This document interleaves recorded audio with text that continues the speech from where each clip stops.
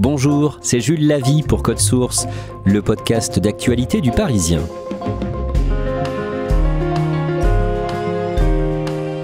Donald Trump a annoncé le 2 avril l'instauration de droits de douane records sur presque tous les produits. Une semaine plus tard, le 9 avril, il a décrété une pause de 90 jours, mais cette trêve ne concerne pas les biens chinois. La guerre commerciale avec Pékin s'intensifie, les marchés financiers continuent de faire du yo-yo. Alors depuis quand Donald Trump veut-il relever les droits de douane? Quel est son objectif? Élément de réponse dans Code Source aujourd'hui avec Vincent Pialat, l'un des correspondants du Parisien aux États-Unis. Il est en ligne de New York.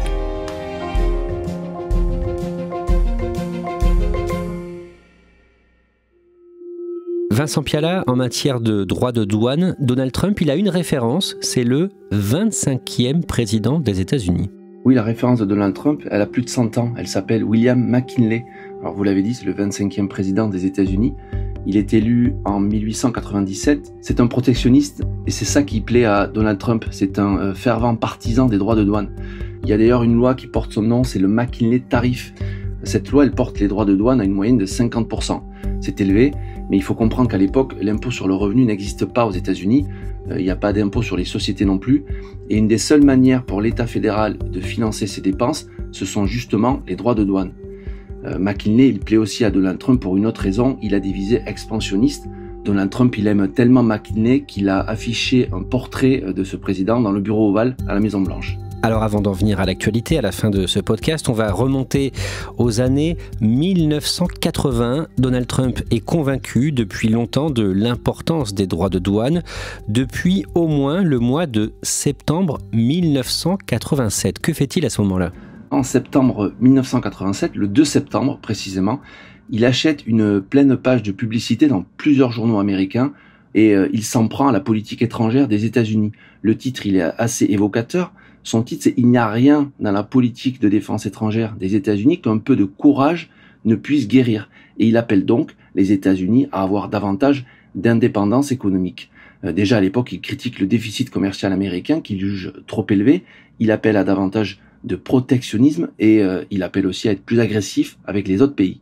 Le déficit commercial, c'est quand un pays importe plus qu'il n'exporte vers l'étranger.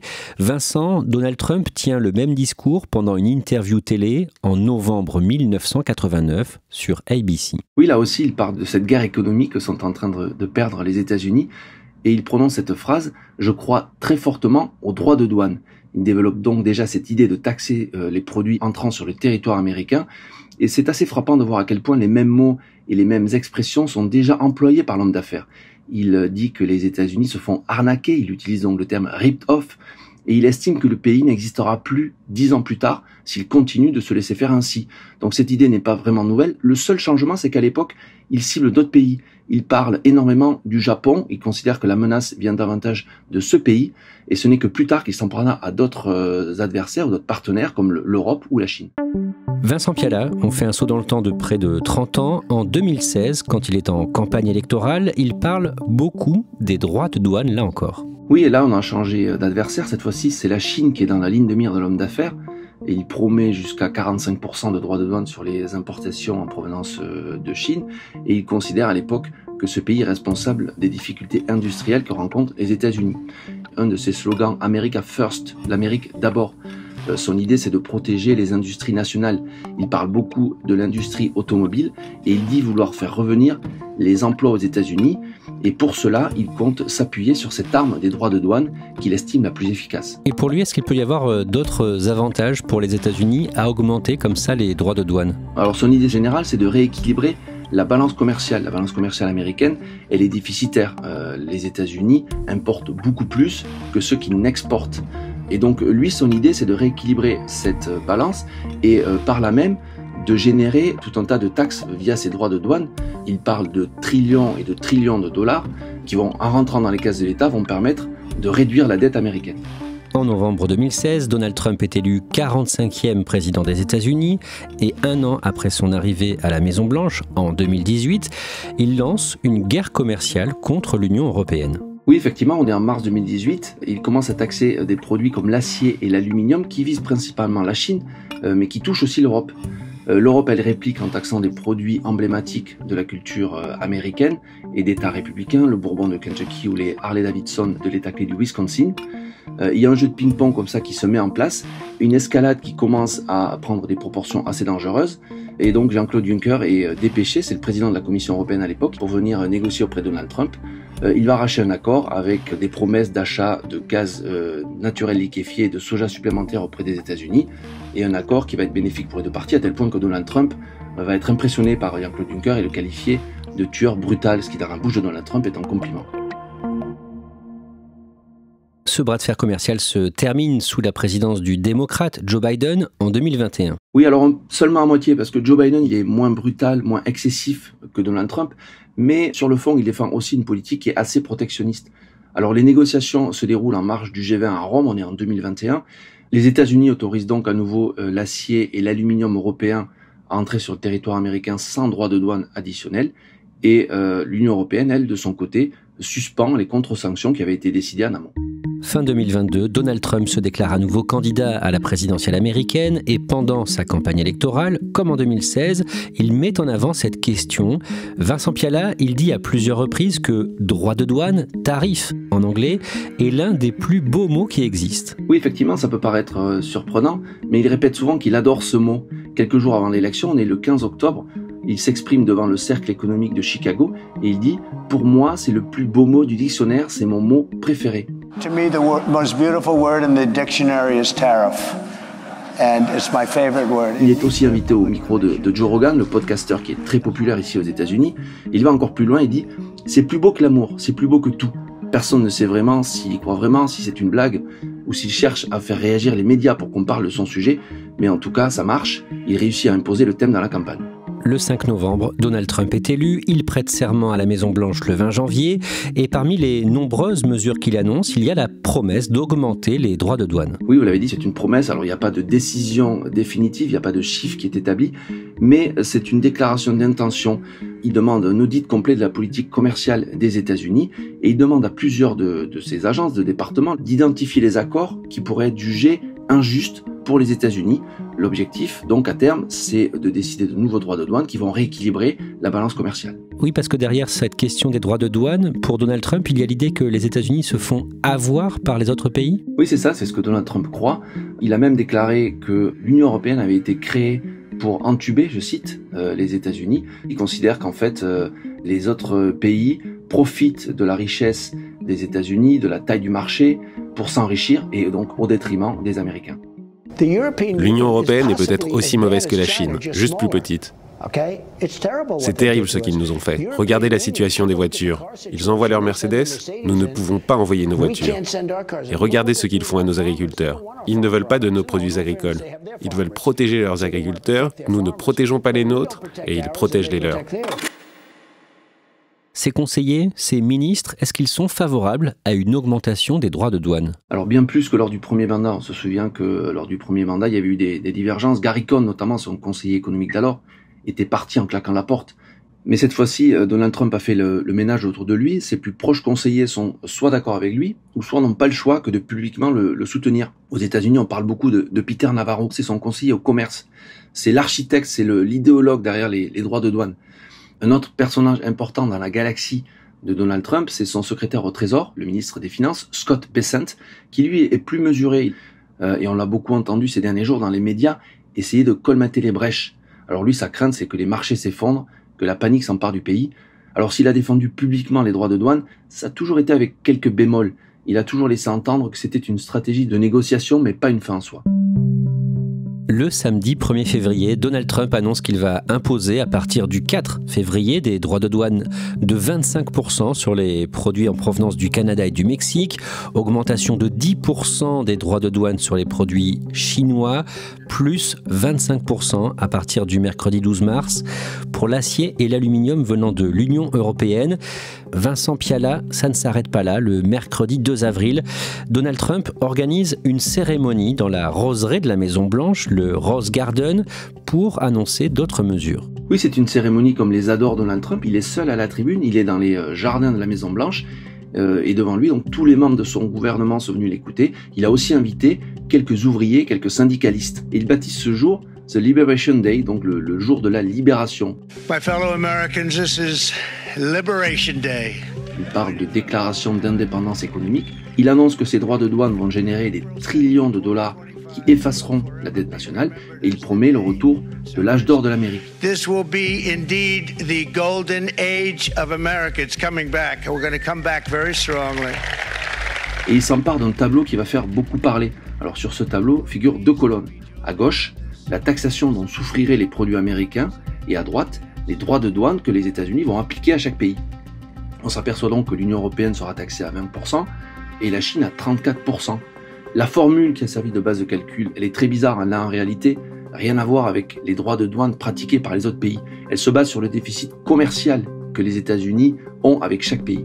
Alors personne n'est épargné par les annonces de Donald Trump, personne sauf en réalité la Russie qui n'est bizarrement pas mentionnée dans ce tableau, mais aussi le Mexique et le Canada qui ont déjà négocié avec l'administration américaine sur ce point. Une partie de ces augmentations entre en vigueur le samedi 5 avril. Les bourses ont commencé à baisser le jeudi et le vendredi.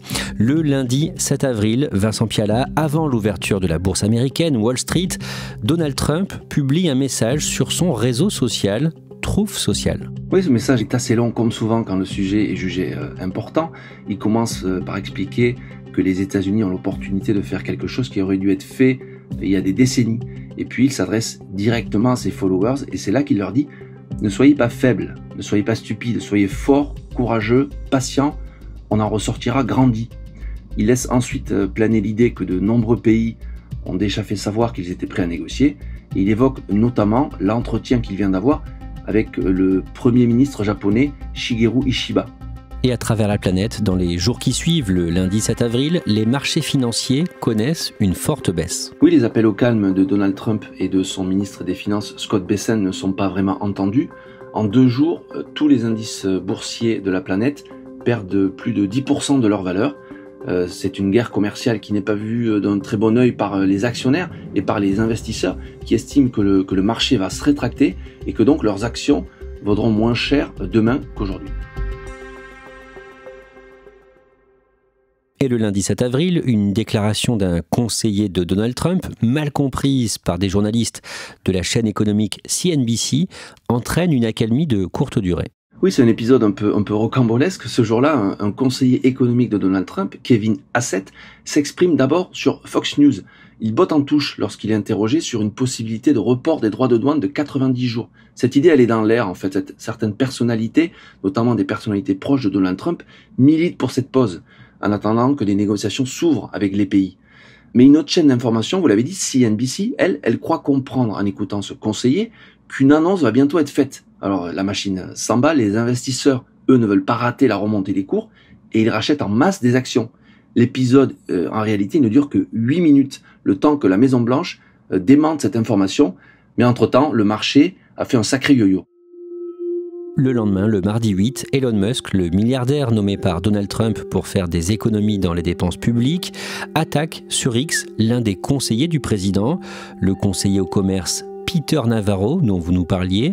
Il le traite tout simplement de crétin. Oui, ce conseiller au commerce est un fervent partisan des droits de douane. Il était déjà là lors du premier mandat du président républicain. Mais Elon Musk, lui, n'aime pas trop les droits de douane. C'est un gros problème pour sa compagnie, Tesla, sa société de voitures électriques, qui vend de nombreux modèles à l'étranger et qui souffre déjà beaucoup pour de nombreuses raisons, et notamment depuis que Elon Musk s'est engagé en politique. Alors quand Peter Navarro, qui est interrogé sur une chaîne d'infos, estime que le modèle économique de Tesla, qui assemble des pièces venues de pays étrangers, est justement ce contre quoi se bat l'administration de Trump, mais alors le sang de l'homme d'affaires ne fait qu'un tour, et donc il a cette phrase « Peter Navarro est un vrai crétin, tout ce qu'il dit est faux ». On s'aperçoit donc que la question des droits de douane est en train de faire se déchirer sur la place publique 2 des plus proches collaborateurs de Donald Trump. Le soir du 8 avril, Donald Trump participe à un dîner à Washington avec les cadres de son parti républicain et il se félicite de la situation pendant un discours à la tribune. Oui, alors que les bourses dévissent et que pas grand monde ne comprend vraiment quelle est la stratégie générale, Donald Trump, lui, il persiste et signe. Il estime que ces droits de douane vont forcer les autres pays à négocier et il a cette expression, en utilisant ces mots qui n'appartiennent qu'à lui, il dit « Tous ces pays me contactent, they kiss my ass ». I'm telling you, these countries are calling us up, kissing my ass. They are Et puis il ajoute, en mimant l'attitude de quelqu'un qui supplierait, « S'il vous plaît, monsieur, signons un accord, je ferai n'importe quoi, monsieur, n'importe quoi. » They are dying to make a deal. Please, please, sir, make a deal. I'll do anything. I'll do anything, sir. Le mercredi 9 avril, de nouveaux droits de douane beaucoup plus élevés entrent en vigueur, plus 24 ou 25% pour les produits du Japon et de la Corée, plus 20% pour les produits européens, 46% pour le Vietnam, 104% pour la Chine. Oui, on atteint des niveaux qui n'ont été jamais vus, les augmentations sont soudaines, l'escalade elle est vertigineuse. On s'aperçoit que la Chine est particulièrement ciblée, Donald Trump en a fait son adversaire principal. Il aimerait qu'aucune sanction ne soit prise contre son pays. Il aimerait pouvoir décider de droits de douane sans qu'il y ait aucune réciprocité. Il essaie d'opérer une démonstration de force. Il aimerait montrer que la domination américaine est totale et que les autres pays se couchent devant les États-Unis. Mais alors que la plupart des adversaires et des partenaires commerciaux des États-Unis essaient de négocier, la Chine, elle, va dans la surenchère. Vincent Pialat, ce jour-là, l'Union européenne annonce elle aussi des premières mesures de représailles. Est-ce que les Américains ont peur de voir les prix s'envoler ? Oui, c'est une vraie inquiétude pour les Américains qui ont déjà été touchés par une inflation galopante ces derniers mois. Et l'élection de Donald Trump s'est expliquée en partie parce que de nombreux Américains voulaient voir leurs dépenses quotidiennes baisser. De nombreux produits pourraient connaître un coup de chaud suite à l'augmentation de ces droits de douane. On parle de produits de consommation courante, mais on parle aussi de vêtements, de voitures, de téléphones. Tous les produits utilisés aujourd'hui par les Américains au quotidien viennent de l'étranger, ou la très grande majorité d'entre eux. Donc les Américains sont très inquiets de voir leurs dépenses mensuelles exploser. Toujours le mercredi 9 avril, finalement, Donald Trump annonce sur son réseau social une suspension de la plupart des droits de douane qui devaient entrer en vigueur ce jour-là. Oui, c'est une volte-face assez inattendue, face à la baisse des marchés boursiers et face à l'augmentation des taux des bons du Trésor américain. Vous savez, ces bons du Trésor, ce sont des obligations qui permettent de financer la dette américaine. Eh bien, Donald Trump se rend compte qu'il est en train de perdre son pari et donc il fait machine arrière et il annonce un report de l'instauration de ces droits de douane de 90 jours. Pendant ces 90 jours, les États-Unis vont pouvoir négocier avec les autres pays des réciprocités, des droits de douane peut-être affaiblis et tous les pays sont concernés, tous sauf un, la Chine, qui, elle, se voit même attribuer des droits de douane supplémentaires. On est à plus de 100%, ce qui veut dire que chaque produit chinois qui va arriver sur le marché américain coûtera 2 fois plus cher. Il se lance dans une guerre totale contre la Chine. Annonce faite à la mi-journée, dans l'après-midi, les bourses remontent de plus ou moins 10%, mais le lendemain, la Chine annonce des mesures de représailles, les marchés repassent dans le rouge à nouveau. Vincent Pialat, c'est la preuve que les milieux d'affaires ne sont pas rassurés ? Pas vraiment en fait. Il y a une pause de 90 jours, mais il y a un élément qui va rester dans le temps, c'est l'instabilité et le manque de confiance que tous les investisseurs et tous les partenaires commerciaux vont avoir vis-à-vis de l'Amérique de Donald Trump. Ils se sont rendus compte que les États-Unis ne sont pas un partenaire fiable et que du jour au lendemain, une décision peut mettre à bas des années de politique. Vincent, par ailleurs, plusieurs élus démocrates accusent Donald Trump de délit d'initié. En clair, ils se demandent si le président n'a pas prévenu certains proches du gel des augmentations de droits de douane pour qu'ils puissent acheter des actions avant la remontée des cours le 9 avril.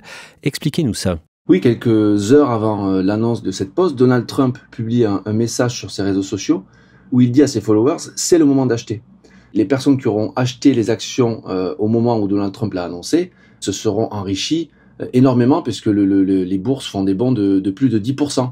Donc les commentateurs se demandent si il n'a pas pu prévenir ses proches, des élus de son parti, via ce message ou par d'autres biais, qu'il allait annoncer une pause des droits de douane qui allait provoquer la remontée des marchés. Et d'ailleurs, les démocrates n'ont pas hésité, et pour reprocher cela au président Trump, la sénatrice démocrate Elizabeth Warren notamment a réclamé une enquête pour déterminer si le président Trump avait ou non manipulé le marché au profit de ses donateurs de Wall Street.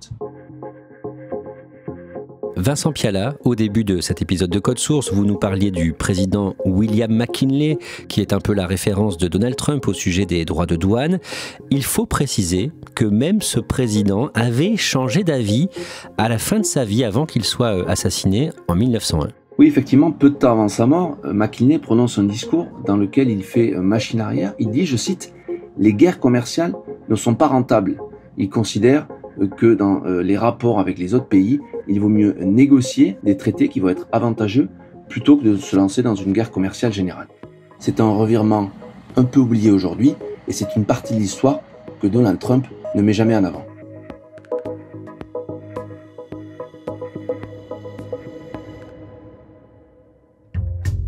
Merci Vincent Piala. Cet épisode de Code Source a été produit par Thibault Lambert et Pénélope Gualquierotti, réalisé par Julien Moncouquiol. Code Source est le podcast quotidien d'actualité du Parisien. On vous invite aussi à écouter Crime Story, le podcast hebdomadaire de faits divers du Parisien, avec Claudia Prolongeau et Damien Delseny. Nous venons de mettre en ligne une série exceptionnelle sur le mystère de la tuerie de Chevaline. Les 6 épisodes sont disponibles dès maintenant sur toutes les plateformes d'écoute et sur YouTube. Une série de Crime Story intitulée « Les fantômes de Chevaline ».